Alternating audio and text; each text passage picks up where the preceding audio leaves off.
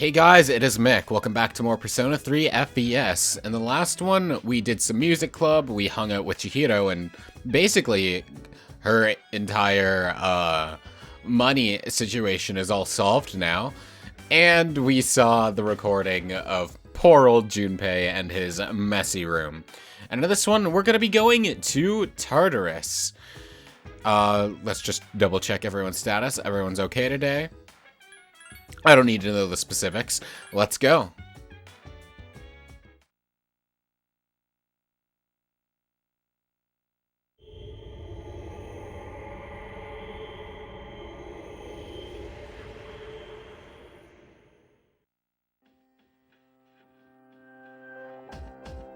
Alright, before we create our party, let's drop by the Velvet Room real quick.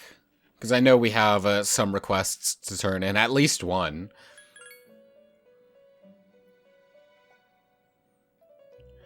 That red-leafed plant, is that the Christmas star? Oh? Then where is it? I'm somewhat disappointed. I was led to believe there would be presents growing from this plant. This fulfills my request, but you can take it back with you. Although once the presents are in bloom, I'd like for these plants to fill this room. I think you have a slight misconception about Christmas, Elizabeth, but we'll keep that to ourselves. Ooh, a Megiddo Gem. Megiddo is a move that doesn't really fit neatly into any of the types, so it, generally speaking, can't be resisted, nor is anything really weak to it. It's just flat out strong damage, which is pretty nice. What is...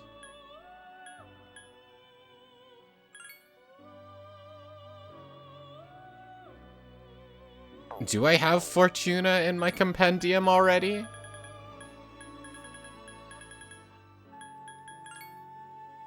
Yeah, I'm looking at it, I'm like, why would I not register Fortuna?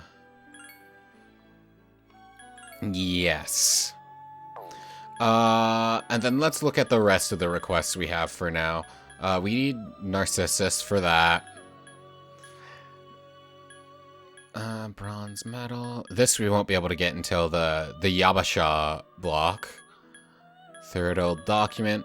Alright, we're gonna be getting this today, ideally, so we'll just accept this now, and then the rest we'll get to when we get to. Because Vedala we can't fuse yet, yeah? We need to be level 20 something.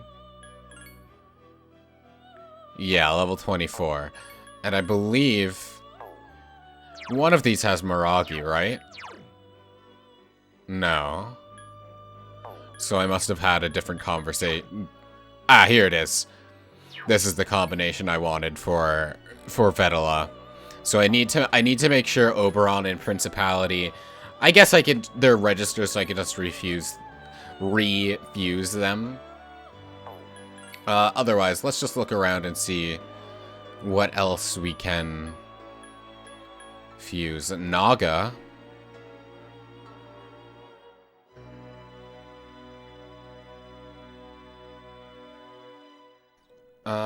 Yeah, we could do Naga, I guess. I just want to make sure there's nothing... Oh, if it carries over Medea, then, like, that's fine. Yeah, we'll just have to summon Oberon later. Though Naga will be kind of dangerous for us to be using on the upcoming boss, because it's weak to light. But that's... we'll burn that bridge when we get there, am I right, fellas?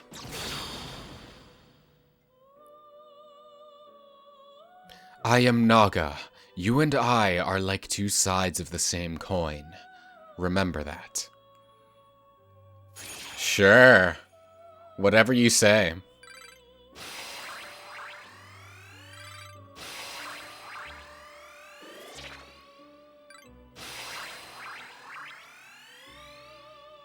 Something is about to happen to the skill cleave. Yeah, sure. Why not? It's changed into Power Slash. Yeah, I think that's just factually better than Cleave.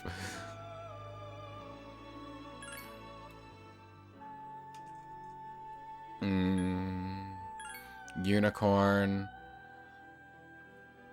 And then I can immediately fuse Naga into Rakshasa. Let's register Naga before we do that, though.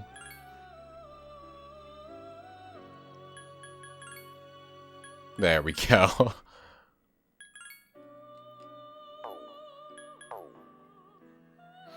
We're just filling our compendium here, huh?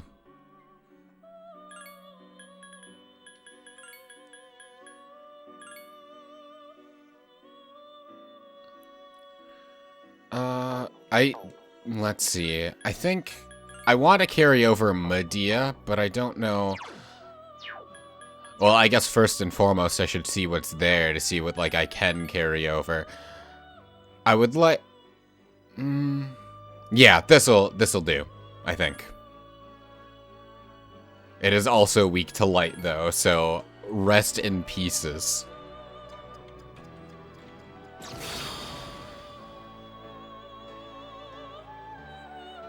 I am Rakshasa. This sword shall be used in your name.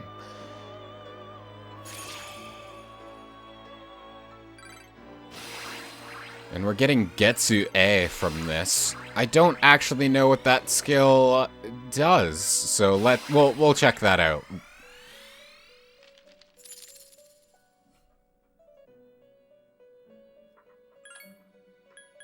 All right, what do we do? I can't check from here.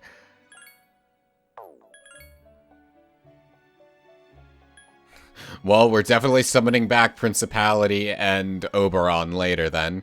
Oh wait, we can't fuse Ares. We're not a high enough level, so never mind. So this'll be our deck. We actually probably will stick with Archangel because of his strength against light. Oh, Principality would also be really helpful for that then. So yeah, we'll probably start out with Archangel and then switch to Principality because of the nulling light. Because we're also, yeah, we don't want to keep wind either. So yeah, that'll be probably the play. Just to double check. All right, cool.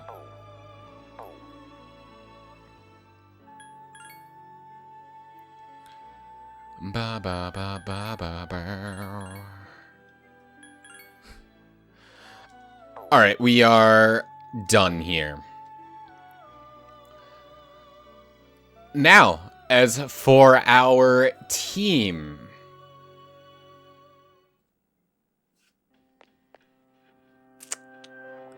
I'm pretty sure Junpei is a liability here. Yeah, because Junpei is weak to wind. We don't want that. So Junpei is very much a liability here.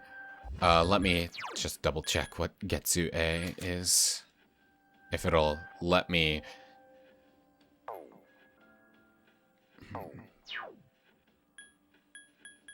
Ah, skill.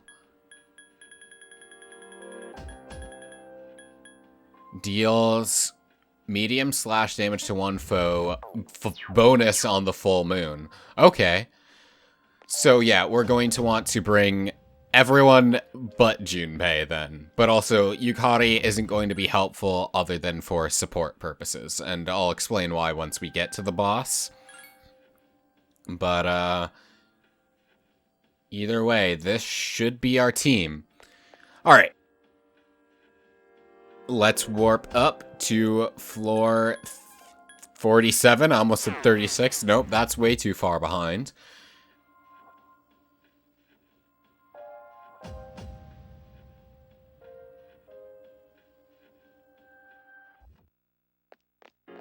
And that's the start of the floor.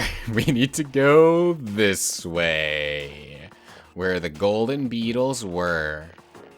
Just to double check, there's not like a chest here or something that I missed. No? Okay. Adventure start, I suppose. How often do I say I suppose? A lot, huh? Just a minute. I'll scan the upcoming floors. Sorry, it's a bit too far. Can you go up a little higher? Certainly. But either way, you know the drill for now. Time for me to hand off to future me to talk about a thing. And we've encountered a lot of new personas up to this point. So that's probably what I'll be talking about. Either way, catch you once we encounter the boss. So we've gotten a lot of new personas since last time, so we're not going to get through all of them today, so we'll just do what we can, and then we'll save the rest of them for next time and for so forth. This list is going to keep increasing, I'm sure. So without wasting any more time, let's get started. First off, Archangel.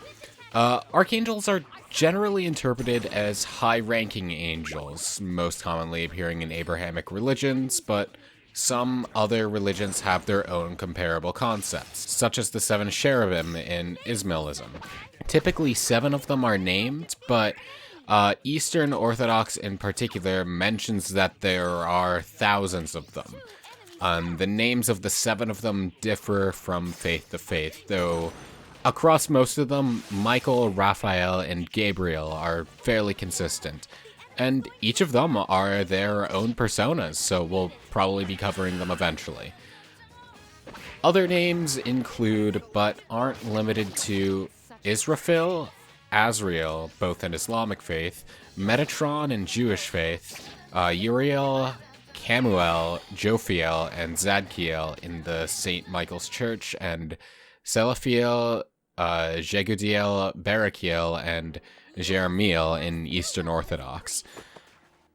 Seventh-day Adventists believe that Michael is a different name for Jesus, apparently, and that Jesus is the Archangel in heaven. And there are some beliefs that Lucifer himself was once an Archangel, and he's popularly depicted as such. They are also frequently interpreted as warriors of God who fought back Lucifer and the fallen angels during Lucifer's rebellions against God, which is likely why they're depicted as sort of knight-like in persona in contrast to the regular angels. Next up is Zoe Chotin, who is also known by his Sanskrit name Virudaka, or his Chinese name Zhengzang Tianguang. His name generally means growth, and he's said to teach both spiritual growth as well as compassion. He's one of the 4 heavenly kings in Buddhist faith, those who serve the deity Sakra and protect his realm from Ashura. They each preside in a different cardinal direction of the realm, with Zoe Chotin presiding over the south. Another thing I found is that there was an ancient king by the same name who lived at roughly the same time as the Buddha, which initially led me to believe that they are one and the same and that the historic king ascended, but the next surface level check makes me think that's very unlikely, considering the historic king is attributed to subjugating and annihilating the Shakyas, which is a clan the Buddha is believed to have belonged to. Otherwise, Zoe Chotin's depiction in Persona 3 is very similar to his real-life depictions. Next, moving into more Japanese mythology, we have the Inugami, which literally means dog spirit. They are created in a fairly graphic way, which is by severing the head of starved dogs during, like, a point of desperate hunger, and then burying that head under a point which a lot of people cross over, just like a crosswalk or something. So that the constant trampling over the head causes the spirit to sort of agitate and transform. And then the spirit either goes berserk or the head is dried and enshrined, binding it to its owner. And then the Inugami is generally fiercely loyal to those that enshrine it, and can even get like passed down from generation to generation. Though this is considering that the owners treat the Inugami well, because if they don't at that point, then the Inugami can turn on them. When they appear in public, they just look like ordinary dogs. They kind of just blend in. You wouldn't really be able to tell by looking at one that one's an Inugami. But their true form, as their head is sort of mummified and preserved, is that of a mummified head. And unsurprisingly, this practice is illegal. And it has been for about 1,000 years now.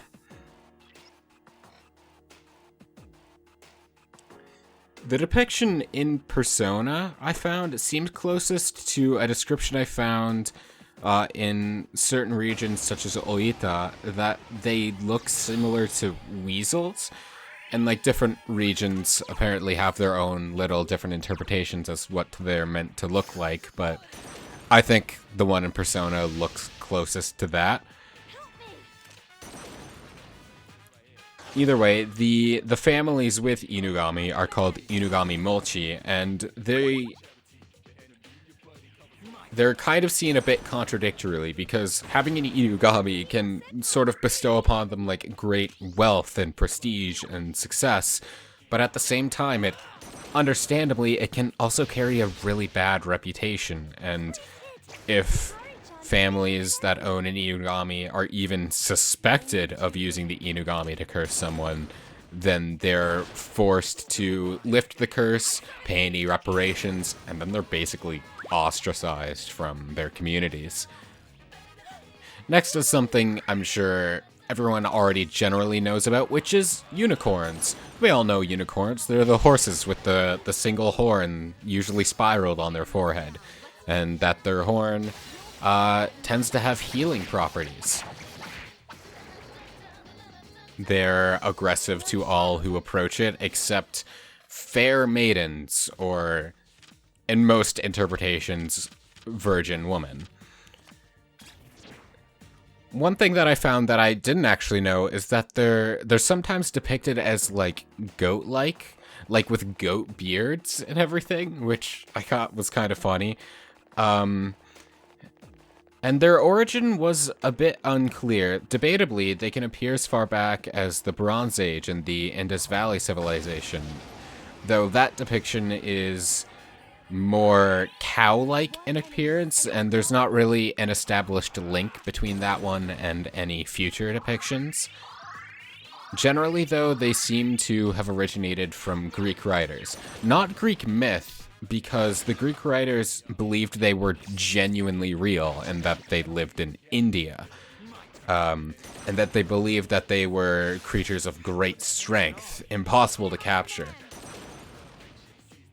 But their horns were very sought after because of their healing capabilities, and many would try to capture them, or if they couldn't, and they couldn't, they would try to use other horned creatures, like rhinos or narwhals, as a sort of substitute, and make, like, fake cure-alls with their horns and be like, try to, and like, sell them on the street, like, hey, check out this unicorn horn medicine.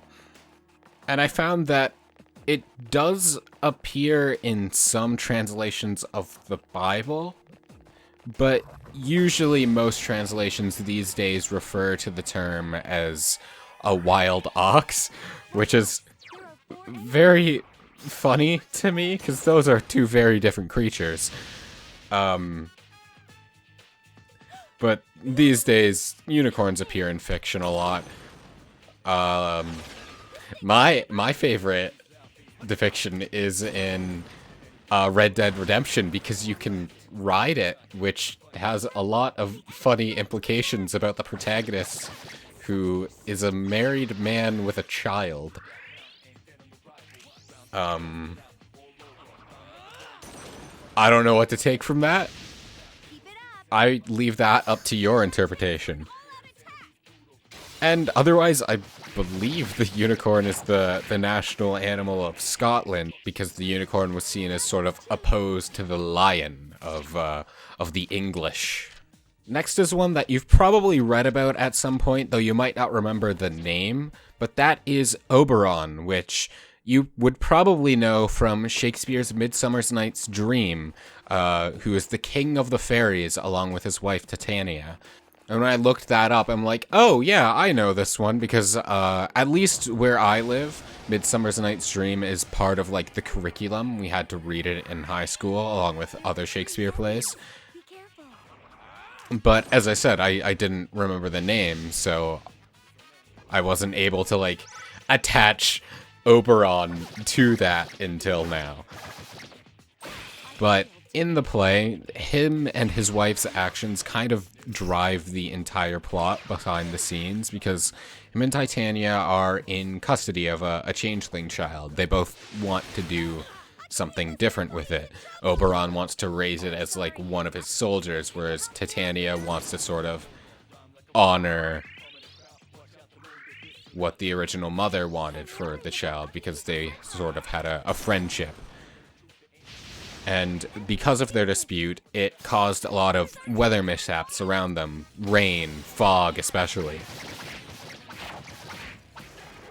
And in their dispute, Oberon decides that he's going to cast a spell on his wife using a flower that is said to make the person it's used on just fall in love with the first person they see. So Oberon gets that flower and uses it to make Titania dote on an actor named Bottom, who at this point had the head of an ass. Bottom ass. And later he uses that same flower to resolve a love quadrilateral between the two couples of the play. At the end of the play, though, he does end up reversing the spell on Titania, and they do end up reuniting. Though, this isn't his actual origin, from what I found.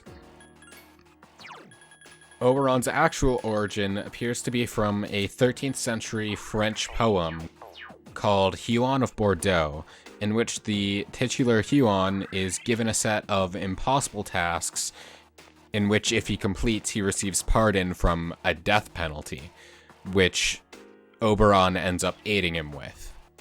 Next, we're going to talk about something from Jewish belief, I believe, who is Berith, or usually Baal Berith, or El Berith, which means something like God of the Covenant.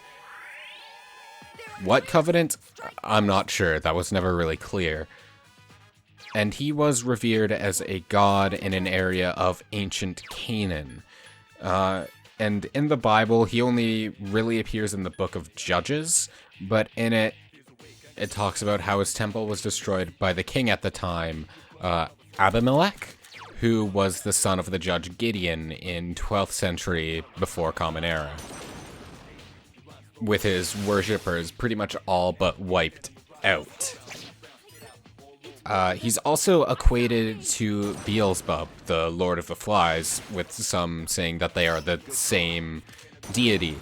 And his followers were sort of described as like a cult that were so attached to him that they'd carry around an image of him in their pockets and take it out to kiss it from time to time.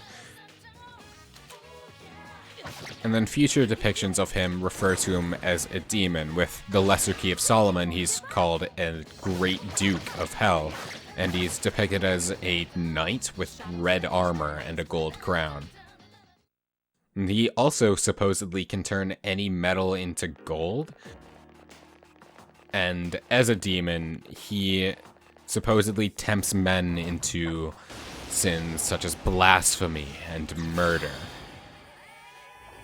And a little funny thing I found was that in the Admirable History written in 1612, he possessed a nun, and during the exorcism, he gave his own name, all the other demons possessing the nun with him, and then named saints that were the best equipped to oppose them, which I don't understand the motivations behind. It sounds like a sort of sick power play to me. Like, ha, these are your guys with the best shot, but you're not doing anything.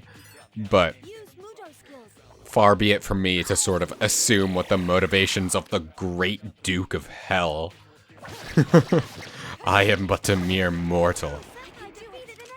And so after talking about Archangel earlier, let's double back and talk about the next angel up the chain, which is Principality, which I didn't actually find a whole lot on, but they're angels that supposedly guide groups of people, be that entire nations or just different organizations, such as the church. They are also said to inspire different pursuits, like science and art in humanity. And then depiction-wise, they're often depicted wielding a scepter and wearing a crown. But that's really about all I found. There were other pages I found, but a lot of them seem to be of, like, dubious factual validity. Like, the Demonic Paradise fandom wiki, which uses the image from Persona 3 as their depiction of Principality. And then it said a whole bunch of things that I couldn't really confirm anywhere else, so I'm just going to assume that it's not true. It could be, but I don't know. If you know more about Principality, then be sure to let me know in the comments, because I'd definitely be interested in hearing. Then we're all over the place today, because I just talk about these personas in the order I get them with no real organization. But next up is Chimera, which is very popular in fiction today. If you hadn't heard of Chimera at all, I'd be very surprised. But in case not, chimeras are most often described as just spliced together combinations of any amount of living things, usually animal. And this combination can be both natural or science-made. Offhand, the two examples I can think of in media are, in Mother 3, there's an entire laboratory of chimeras that you kind of have to get through, as well as Full Metal Alchemist with that bitch Shao Tucker. But that's enough about that. Everybody who watched Full Metal Alchemist is traumatized by that arc. But other than popular fiction, it has its origins in Greek mythology, most likely. A specific mention in the Iliad is that it's depicted as a monster that is mainly a lion, but with a head of a goat on its back, and then its tail ends with a snake head. And it also has the ability to breathe fire. It's supposedly the child of the serpent-like Typhon and the half-woman, half-snake Echidna, who are also the parents of many other monsters in Greek myth, namely Cerberus, for one, which surprised me, and the Lernaean Hydra. And my first thought reading that was, oh my god, Lernae and Cerberus are siblings? Otherwise, in the story in the Iliad, he was supposedly killed by Bellerophon, who was tasked by the king of Lycia to kill it, but the king believed that it was an impossible task and fully intended for Bellerophon to die fighting it, but because he had faith in the gods, they saw it through it, and he was able to defeat the Chimera. But before that, it was greatly feared and was seen as sort of a bane of mankind. Next up is Fortuna, who is the Roman equivalent to the minor Greek goddess Tyche. And like Fortuna's name implies, she is the personification of fortune and luck. Though she is sometimes seen as like a goddess of great bounty and fertility. She's often depicted with a blindfold, which in my guess brought rise to the expression, luck is blind. And her symbols are the globe, the wreath, the cornucopia, and the wheel of fortune. With the luck is blind adage, she brings both good luck and bad luck indiscriminately to all. She's said to be the daughter of Venus, or Aphrodite, and either Jupiter, Zeus, or Mercury, Hermes. And her Greek counterpart, Tyche, was often attributed to be the cause of certain unexplained phenomena like floods, other natural disasters, shifts in politics, even, by the historian Polybius. I think the most interesting thing about her is that she's rather unique among mythological deities in that she didn't really disappear from worship with the rise of Christianity in Rome. And she even survives today, particularly in Italian culture, as the Great Lady Luck. But one of the reasons why she never really disappeared is that, for starters, there was one Saint Augustine who argued that since fortune is blind and it applies both good and the bad, there's no real reason to either worship her or outlaw worship, as the whims of fate are their own. The worship can't really harm anyone. There was no real reason to stress about it because it's not going to change anything.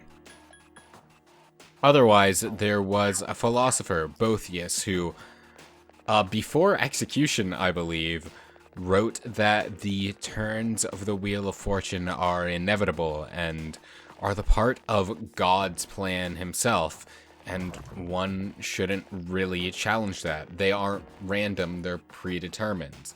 Everything will happen for a reason. And Boethius's writings lived on in multiple books, and because of it, the Wheel of Fortune especially survives through them and lasts to this day and exists in many different writings of the time. She also exists in astrology today with the term Pars Fortuna, which isn't really my ballpark. I'm not huge into astrology, but it is supposed to represent a sort of point where the positions of the sun, moon, and rising sign are in an especially beneficial point for you, points in which you're going to be brought good luck.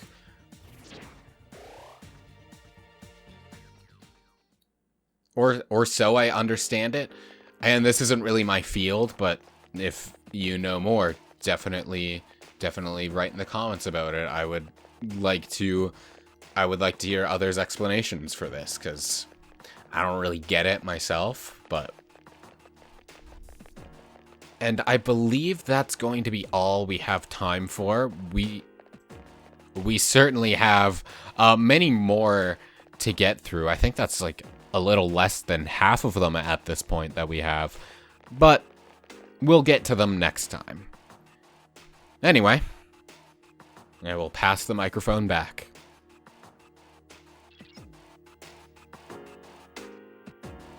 There's a really powerful shadow near the middle. Be careful. Yeah, certainly, because that getting up here was a bit dicey, because I kind of exhausted my SP reserves early, and also forgot to buy revival items. So, having to face this boss without Akiko would have sucked. But first and foremost, we got a level. We can make Ares now. I don't know if it's smart to make Ares, but, we can. So why don't we? Oh, and we also have other personas we made along the way. Ooh, do I want to? Because no, I don't want to make Ares, actually, because he is weak to wind. We can make Ares after. Unless there's a way we can make him without sacrificing Principality, but it does not look like it is so.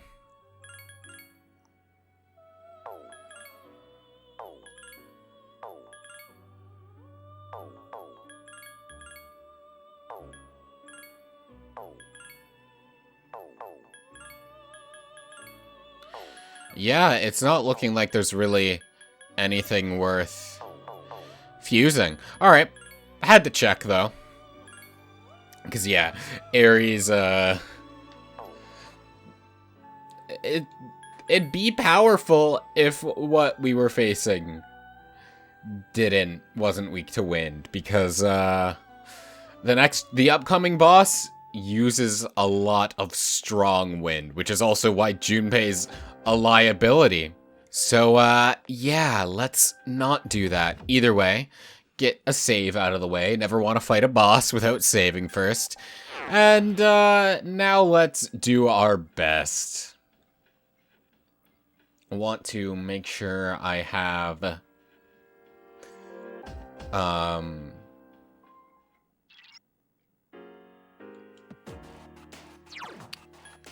okay, I have Archangel equipped right off the bat. I'm gonna want to switch him out immediately, but right now, just for our auto skills. This shadow is an emperor. It must be watching over this area. Must be. But yeah, this is the Intrepid Knight. The Intrepid... I did not want to wait. That was not a great start.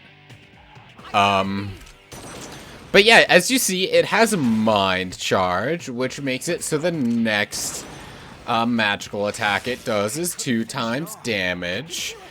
It has 1,000 health. It's strong against all physical. It drains wind. It has powerful wind spells, like the tier 3 single target and then tier 2 multi-target. It can reflect damage, and then it has a lot of strong physical attacks. Also, it has wind break, so Yukari won't be invulnerable to wind for long. Either way, Yukari, you're gonna want to just be on healing support. Mitsuru, you're fine for now, I suppose. Yeah. If I put you on heal support, will you do your debuffs? Because you have those, I'm pretty sure. Increase everyone's crit rate. I feel like that's, not smart, but I am going to Tarunda it to just mitigate its likely... Yeah. Oh, yeah. Obey my command. My turn. Hang in there. Wow, and none of you have, like, Medea, huh? Only I have that, I think. That's okay.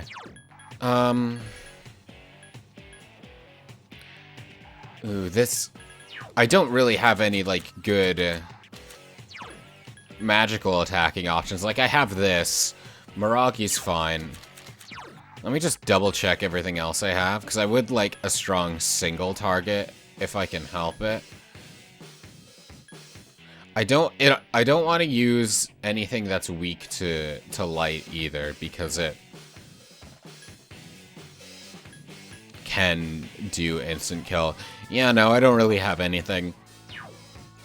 It can also be charmed, though, so Holy Arrow isn't necessarily a bad idea. It's just charm has low odds. We'll give it a shot, see how much physical attack we do end up doing. 22? Yeah, I don't think that's at all worth it. I swear to God. Okay. Because we do not have the means to revive Akihiko right now. Don't overdo it.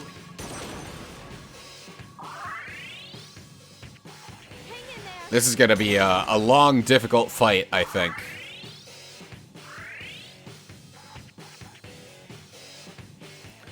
Well, now all my auto skills are reverted, so rest in pieces. How much does Miragi do? I guess I don't get to know. Yes, attack me with Hama, because I block it. So that's just the best possible scenario, I think. Don't overdo it.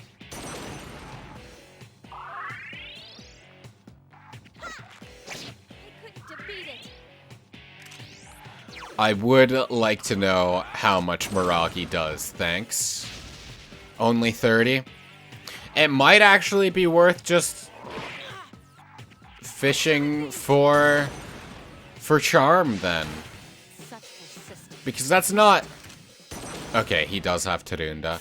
Because that's not terribly stronger than my physical attacks.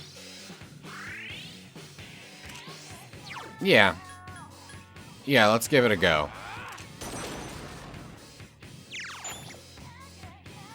It doesn't matter if I keep missing, though. But also, if it keeps attacking me with Hama, that also doesn't matter too much. Wow. Nobody wants to hit their attacks, huh? Except Yukari. But Yukari's attacks are the least important.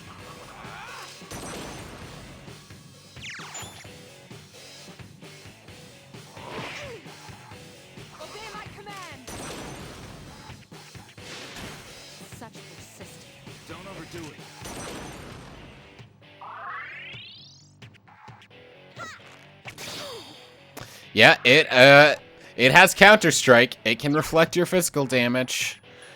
I really don't have any better options than this, huh? My Persona deck is not the greatest. It also doesn't help that Principality's stats are just kind of bad.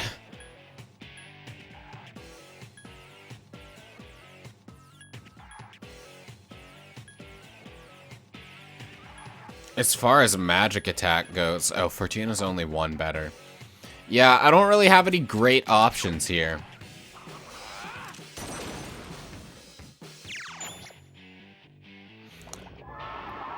Don't you dare. Thank God.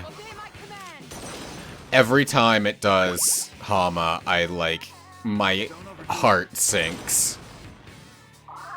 Because I don't have any revival beads because I'm a goddamn fool. You can still attack Yukari. Oh, you're afraid of its Counter-Strike now, aren't you? Alright, cool. Yeah, I don't think Holy Arrow is worth it.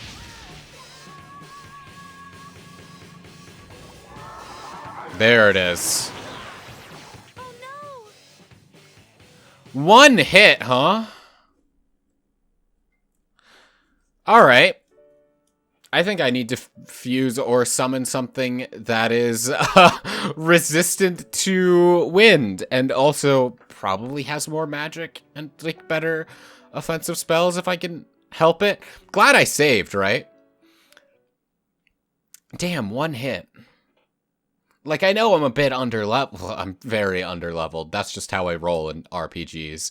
But, like, I was expecting, like, to be left with at least a little health after a Garudine. Well, there's nothing,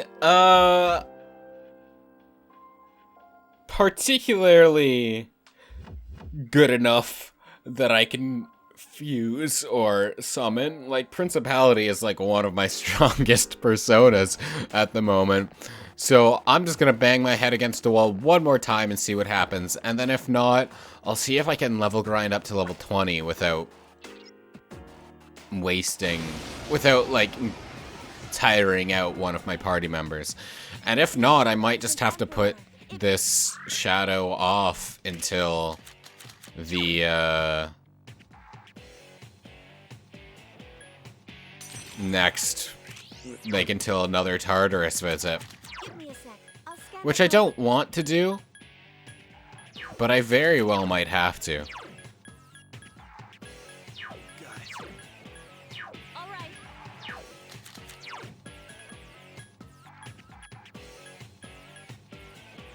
Alright, let's see what Bufu from Fortuna does. 40 damage almost? That's a bit better. And it's resistant to wind, so this might be a bit better for us, but that's the dangerous thing then in that case is Hama. Ooh, freeze. I don't know what freeze does. Let me look that up real quick. I should know this, but I don't.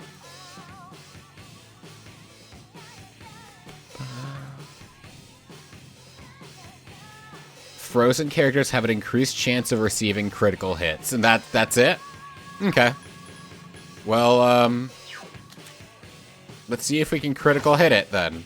Nope. It will unfreeze at the start of its turn, yeah. Obey my command. Go off, Mitsuru. One of these days you'll hit Marnkarn. It's clearly not this day, but one of these days. Nope.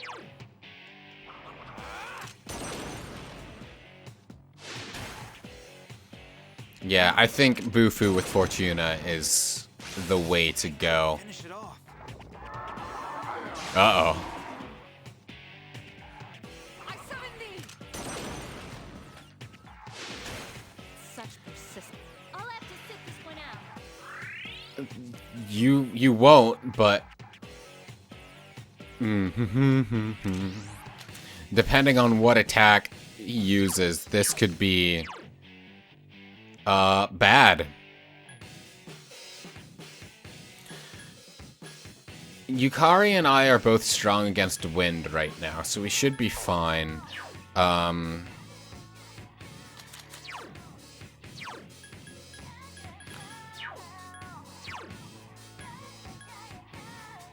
Damn it, I just wanted to look at my party member's stats. Akiko probably needs this the most, though. Mitsuru will probably be able to withstand magical damage a bit more. Still alive. It's a bad time for its attack to revert. Oof. My command. It's a lot of damage. Hang in there.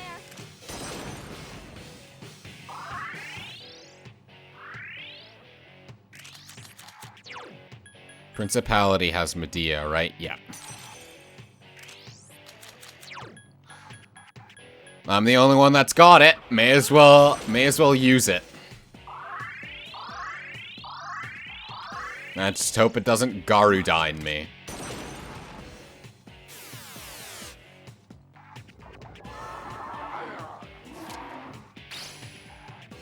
I summon thee. Once again, every time it does that, my heart sinks.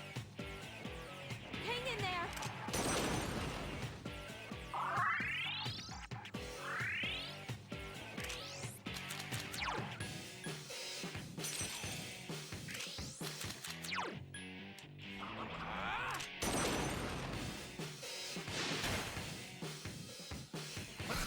About a quarter of the way there. Still alive. We just gotta survive this harrowing experience. Oh, that is the best target for you to Garudine. Obey my command. But we just gotta survive this harrowing experience 3 more times. 2 more times, because that looks like a third.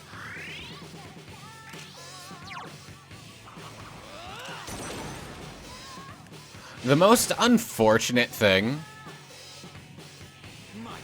is that, unlike in future Persona games, you can't renew stat debuffs. No,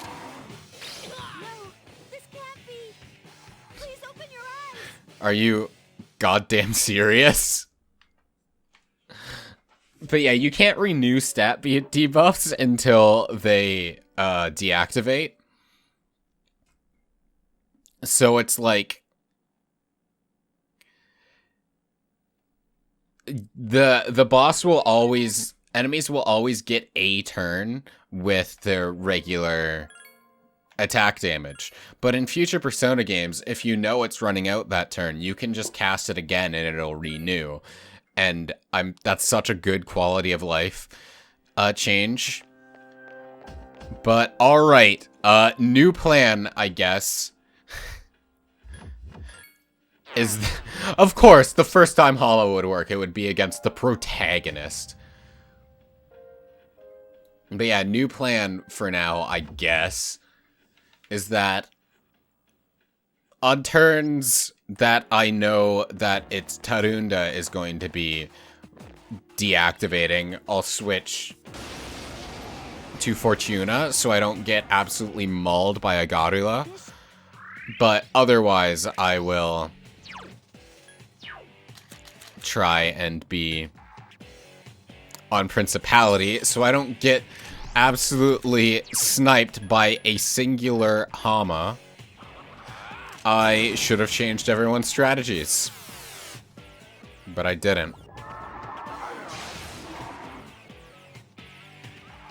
My turn. I couldn't finish it off. Help me! His attacks aren't working! Obey my They sure aren't. I failed to finish it off. Not that scanning it does anything, but... All right. Got it. Is there anything I can, like... No, you're... I guess you're fine as you are. While it's...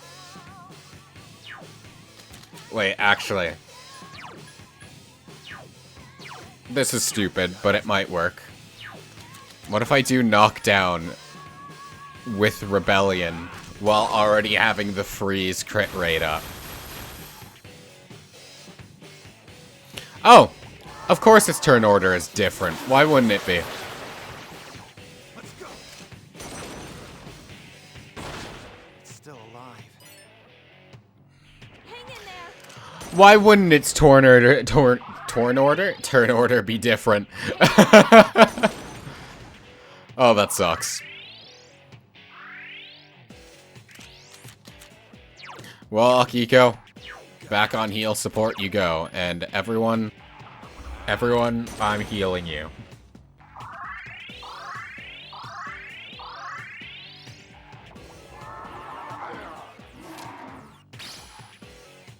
Yes, exactly. Do that. I'll have to sit this one out. Obey my command. You can just use your physical attacks, Yukari, you know that? Like, that's perfectly acceptable.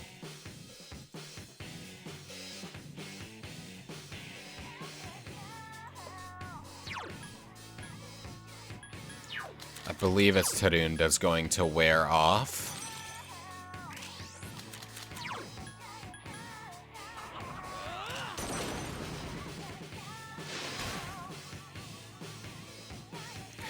Getting frozen from me is just completely worthless. Be careful. Don't overdo it. Jesus Christ. Hang Well, in there. I'm alive. Yeah, I think this'll be my last attempt for now, because I think I just have to accept at this point that I'm not strong enough for this, which is fair. So from here, I'll just go and train a bunch, I guess. And then we'll continue.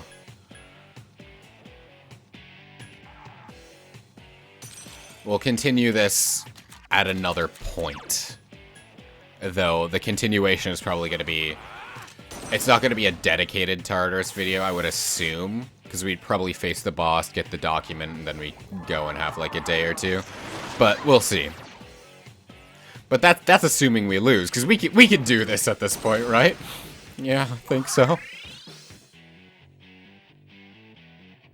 have to sit this one out. You literally don't have to. You can just shoot it with your fancy little bow. I mean, we're definitely not doing anything if our goddamn attacks keep missing. Like, we've been in this attempt of the fight for a while now, and we're like barely through it. Alright, yeah, it's over. Let's just wash. Still If you get into trouble, run. We're not doing this with half a party. Okay, I need to remember to actually get revival beads and stuff at the store.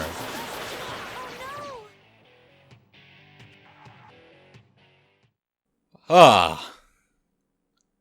That's disappointing. It happens, though. Sometimes you just go to a boss and you're not prepared enough for it, and I'm smart enough to know that I'm dumb enough that I can't beat the boss at the level of preparedness I'm at. So, I'll catch you guys in a bit. I'm gonna go train.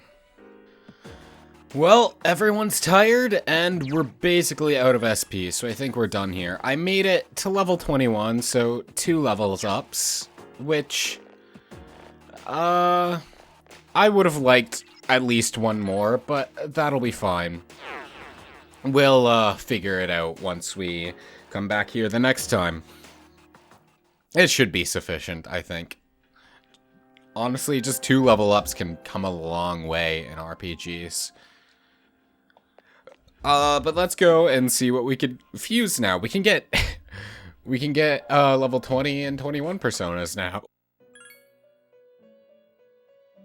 Oh, I should register personas first as well, specifically Archangel and Principality. The rest are just things that I pulled along the way for fusion fodder. So those I don't want to overwrite what would like I actually have. But requests. We could fuse Narcissus, but I think our requested deck is full right now, so I guess I can hold that off. Like, let's see. Oh no, we have 2. Alright, so then I could probably go and get Frolic done real quick. Before we finish off, I'll just go to a lower floor for that, so I don't end up killing myself. Well, let's check our normal spreads first, so we can get Narcissus.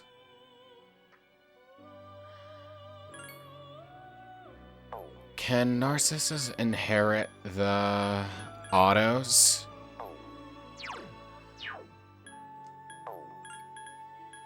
It doesn't look like it can. So can I fuse Narcissus another way? That I can. Alright. I would like to inherit a healing, if at all possible. It doesn't look like I can. Yeah, alright. Narcissus just doesn't like to inherit my skills, I guess, but having it get Tarunda is fine. And then it's just gonna stay at level 20 because we do not have the Lover's Social Link, but that's fine. We'll fuse Narcissus.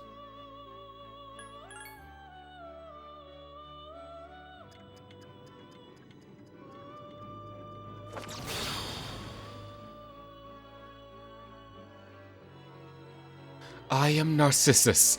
Behold my power.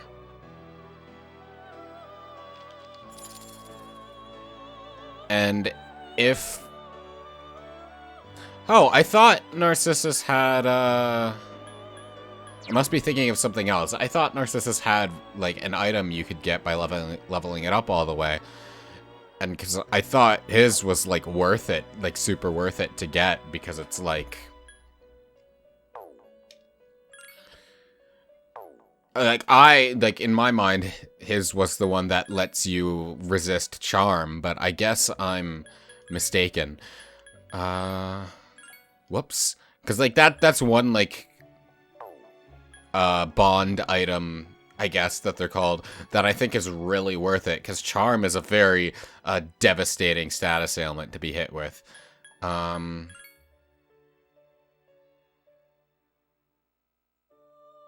Nothing new.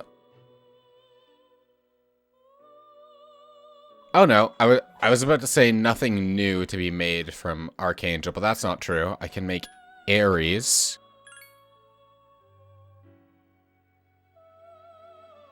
And is Ares able to... I can get the Tarukaja. Alright, cool. I'm, perfectly... That's perfectly acceptable to me.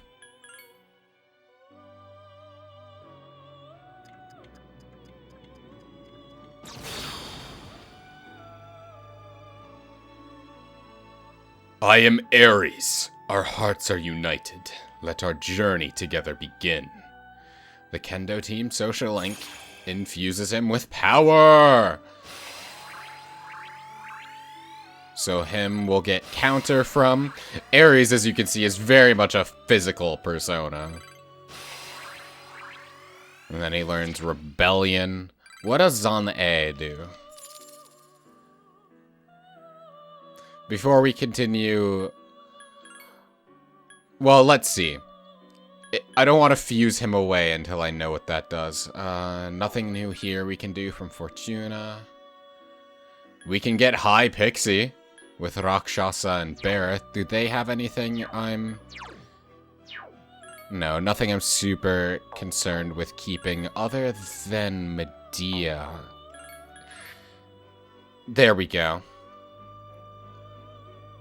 Damn, everything's weak against wind. Oh well. Yeah, this is acceptable.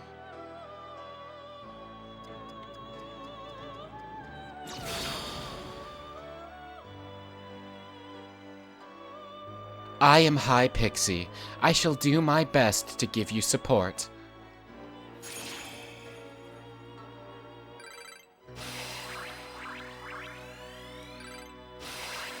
We're probably not going to get enough experience to get Bufala from... Oh, no, never mind. Right as I was saying it, we get Bufala. I guess I'm just wrong, then. Okay.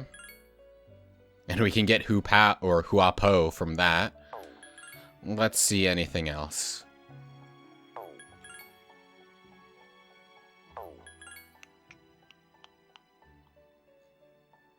Nothing new, it looks like, other than Huapo. Oh, let's check our triangle spreads first, though.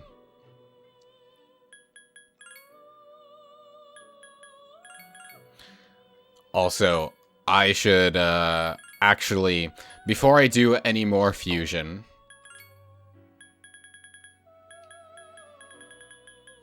Let's just get Pixie... and Narcissus, because I don't want to be spending more money than I need to doing this. So let's just go and get this fusion spell out of the way immediately.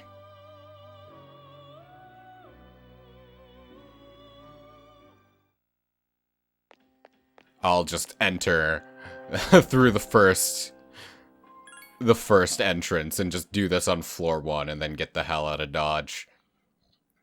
There's no reason to put myself in danger.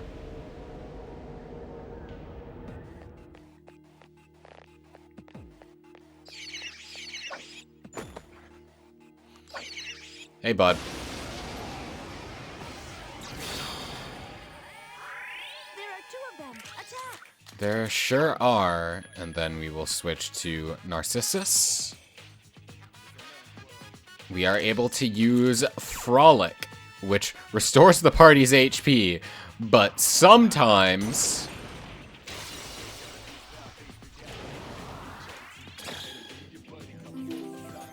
Ooh la la. 2 enemies left. Alright, so it didn't happen, but what it can do, I believe, is it's a full heal, but it has the chance of inflicting the party with charm, which is cool. Very bad, but if you have, like, the accessory that blocks charm, then it's just like a free heal, so No shadow. that's the trade-off. I'm surprised I still managed to get the coin there. And oh yeah! 2 EXP! Alright, let's get the hell out of here.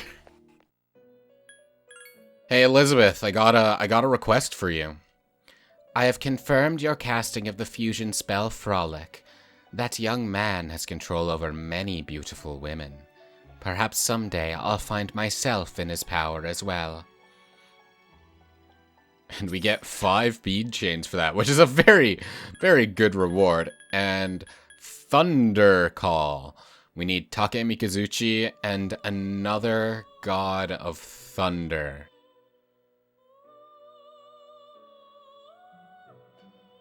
I believe that would be Thor.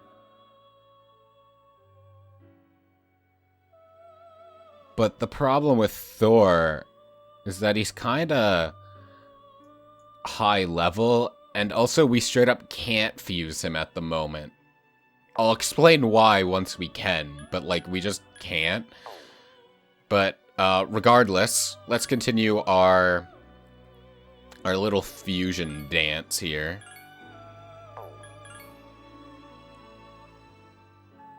I didn't actually end up fusing Huapo, did I? If I'm gonna do that, I want to carry over Medea. That's just like my stipulation. I want to carry over a healing spell.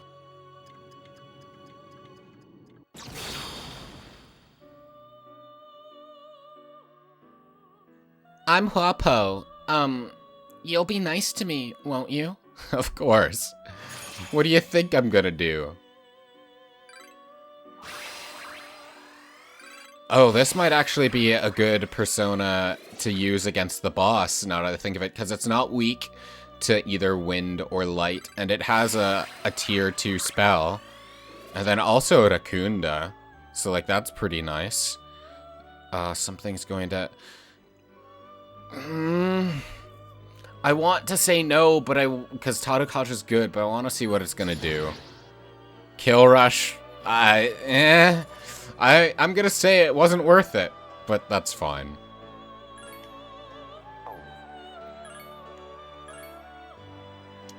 There's Take Mikazuchi. I don't see anything else worth fusing that I can fuse. Nothing new.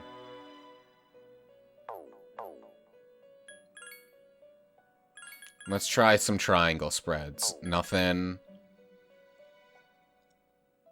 Nothing. Nope. Nada. Night.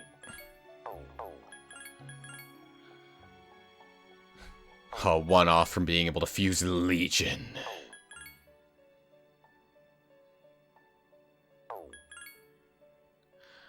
I can't wait. Like, I know right off the outset I said that I had no intention of fusing the Persona Compendium, but I can't wait until I end up doing it just because I'm doing, like, stuff like this, where I'm just consistently fusing new personas and only going for things that are new.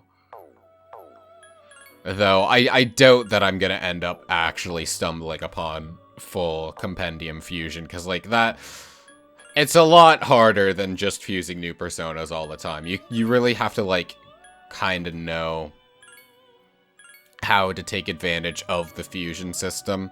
And you want to have, like, a list of all the personas. Because, like, I'm probably already missing a lower level persona. Because, like, that happens. But what percentage am I at? 17? Yeah. Let me check something real quick. What's coming up?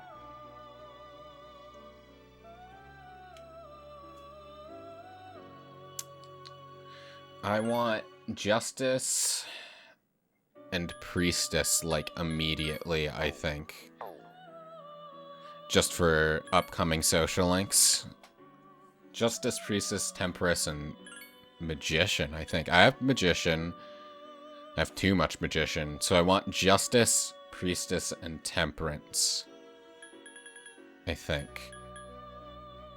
And Strength, even.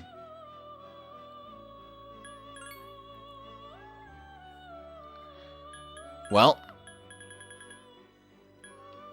let's just get mid-tier Priestess for this. And I'm not going to use any of these as fusion fodder at the moment, just because I'm summoning these for social linking purposes. But next time I'm in Tartarus, we'll check out if I can do any fusion fodder with them. I only have 1 temperance, huh? And then we'll get rid of Pixie to get a strength.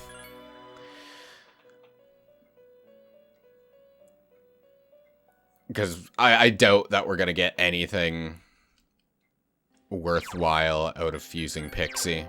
Just because it's level goddamn 2. And we already have a lovers in Narcissus. And we don't even need lovers for anything, and we won't for like a month or something. So...